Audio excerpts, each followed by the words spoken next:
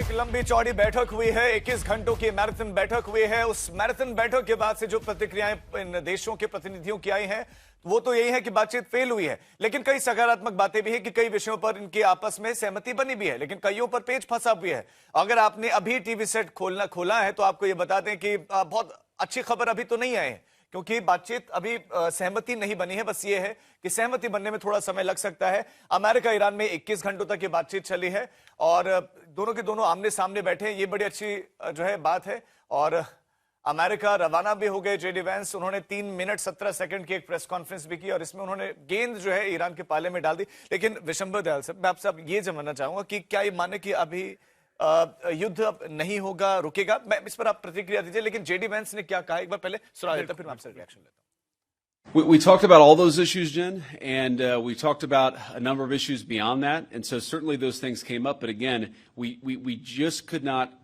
get to a situation where the Iranians were willing to accept our terms. I think that we were quite flexible. We were quite accommodating. The president told us, you need to come here in good faith and make your best effort to get a deal. We did that. And unfortunately, we weren't able to make any headway. But we leave here, and we leave here with a very simple proposal, a method of understanding that is our final and best offer. We'll see if the Iranians accept it.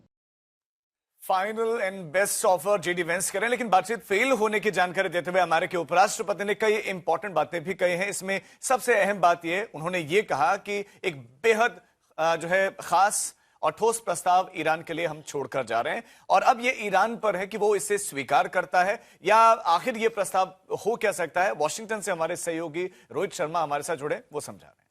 देखिए, Iran के पास अभी भी जो एक important बात JD Vance ने कही है, जिसे हम हाईलाइट करेंगे। उन्होंने कहा कि हम जा रहे हैं यहाँ से अपना बेस्ट और फाइनल ऑफर देके जा रहे हैं ईरान को, अगर उन्हें एक्सेप्ट करना है तो करे।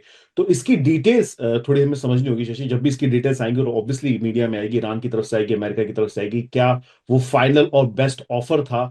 और अगर उसे ईरान नहीं मानता है तो प्रेसिडेंट ट्रंप की ओर देखना होगा कि वो क्या चाहते हैं और किस तरह से इस वॉर का युद्ध को बढ़ाते हैं, कम करते हैं, या क्या ऑप्शंस होते हैं। लेकिन डिसअपॉइंटिंग है, क्योंकि जब जेडी वैंस यहां से जा रहे थे उससे पहले भी बैक चैनलिंग हो रही थी, उससे पहले भी बात की गई थी। समझा गया था कि जब ईरान वहां पे आ रहा है, फुल फेथ में आ रहा है, गुड फेथ में निगोशिएट करने आ रहा है, और आश्वासन दिया गया था, नहीं तो अमेरिका के उपराष्ट्रपति ऐसे ही 18 घंटे के फ्लाइट लेके नहीं जाएंगे इस्लामाबाद जैसे मतलब सिटी में एकदम से पहुंच जाएंगे, जहां पे सिक्योरिटी कंसर्न्स भी रहते हैं कि निगोशिएट करने के लिए। तो बहुत ज्यादा एक्सपेक्टेशन से जेडी वैंस आए थे, बहुत ज्यादा एक्सपेक्टेशन से प्रेसिडेंट डोनाल्ड ट्रंप ने भेजा था।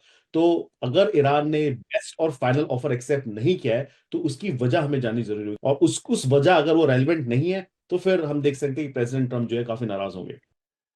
उम्मीदें सिर्फ ईरान, अमेरिका, इजराइल को नहीं, उम्मीदें पूरे विश्व को थी, क्योंकि पूरा विश्व जूझ रहा है, तेल गैस के संकट से जूझ रहा है। बहरहाल अब पूरी बातचीत के दौरान अमेरिकी राष्ट्रपति डोनाल्ड ट्रंप की भी नजर थी और वो लगातार शिष्टमंडल के बताया जा रहा है कि संपर्क में थे। Yeah, obviously we were talking to the president consistently. I don't know how many times we talked to him, a half dozen times, a dozen times over the past 21 hours. We obviously also talked to Admiral Cooper, to Pete, to Marco, to the entire national security team. We talked to Scott Bessent a number of times. So look, we were constantly in communication with the team because we were negotiating in good faith. तो खास मेहमान हमारे साथ जुड़े, हमारे साथ MH सूरत वाला साहब भी जुड़ गए हैं और कुछ और खास मेहमान भी जुड़ेंगे। लेकिन विशंबर सर, मेरा सवाल आपसे मैं यही जानना चाह रहा हूं कि क्या बातचीत हुई है लेकिन बेनतीजा रही, लेकिन क्या अब युद्ध होगा? क्या ये फिर से लड़ना शुरू कर देंगे या अभी रुके रहेंगे? देखिए, वो कह रहे हैं कि मैं बेस्ट प्रपोजल छोड़ के जा रहा हूं। हाँ, इसका मतलब आपको टाइम दे रहा हूं भाई, कंसिडर कीजिए। तो अमेरिका, ईरान जो है उसको कंसिडर करेगा, कुछ रिस्पॉन्स भेजेगा। तो मुझे नहीं लगता अगले 15 दिन का जो पॉज है उसको कोई सी साइड डिस्टर्ब करना चाहेगी। जबरदस्ती ईरान अब जाके, ईरान क्या कर सकता है इस हालत में? ये तो है नहीं कि भाई इजराइल लेबनान के युद्ध में जाके इजराइल पे फायर स्टार्ट कर दे, नहीं करेगा ना।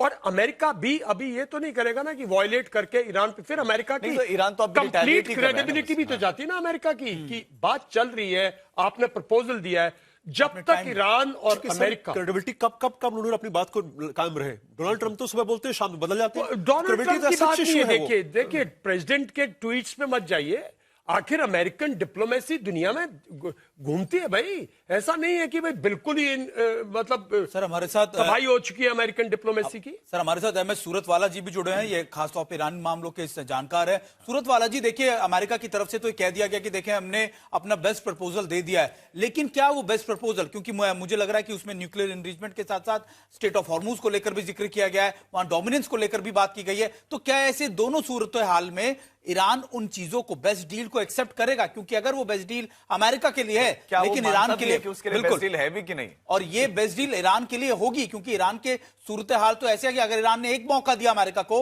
स्टेट ऑफ हॉर्मुज में घुसने का, तो फिर वो डोमिनेंस भी ईरान का खत्म हो जाएगा। जी, मैं ईरान के न्यूज एजेंसीज को और स्पोक पर्सन, फॉरेन मिनिस्ट्री के स्पोक पर्सन को अभी मैं देख रहा था और उनकी बातों को मैंने नोट किया है।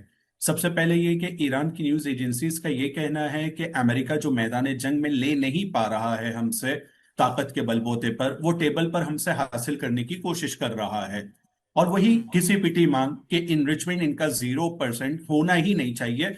और ईरान के मीडिया में और ईरान की पब्लिक में जिस तरह का माहौल है वो ये है कि इनरिचमेंट हमारा न्यूक्लियर का वो हमारा हक है, हम एनपीटी में रहने के बाद अपने हक को नहीं छोड़ेंगे। ज्यादा से ज्यादा इसके ऊपर बात हो सकती है कि कितना % इनरिचमेंट होना चाहिए, हम इसके ऊपर बात करने के लिए तैयार हैं, लेकिन पूरी तरह से 0 करने की बात, यानी हमारे हक को और हमारे राइट को छीनने की बात है। तो उन लोगों का ये कहना है, और मीडिया में इस तरह से आ रहा है कि हम तुम्हारे साथ टॉक करने बैठे थे, ना ये कि तुम्हारे ऑर्डर्स को सुनने के लिए हम आए थे। अगर तुम हमसे बात की तरह बात करोगे और निगोशिएट करना चाहते हो तो हम बात करने के लिए तैयार हैं, लेकिन टेबल पर हम ऑर्डर सुनने के लिए नहीं तैयार हैं। अगर तुम ये समझते हो कि तुम सुपर पावर हो, ताकतवर हो और अपनी बात को टेबल पर मनवा लोगे, तो ये तुम्हारी गलत फहमी है। ना अब तुम मैदान में हमसे जीत सकते हो और हम मैदान में अपनी बातों को मनवाने की ताकत रखते हैं, और साथ साथ में टेबल पर भी जैसे तुम कहोगे बिल्कुल वैसे हम नहीं मानेंगे, बल्कि यहां पर हम निगोशिएट करने आए थे और हम ये चाह रहे थे कि नतीजे तक के पहुंचे। एक पॉइंट और जो इनके स्पोक पर्सन ने कहा है वो बहुत इंपॉर्टेंट है समझने के लिए। पिछले कुछ सालों से न्यूक्लियर के ऊपर डील की बात चल रही है, जो अलग अलग टाइम पर मीटिंग्स होती है। खासतौर पे लास्ट ईयर 2 मरतबा ऐसा हुआ कि मीटिंग्स हो रही थी और मीटिंग्स के दरमियान में जंग भी शुरू कर दिया अमेरिका ने।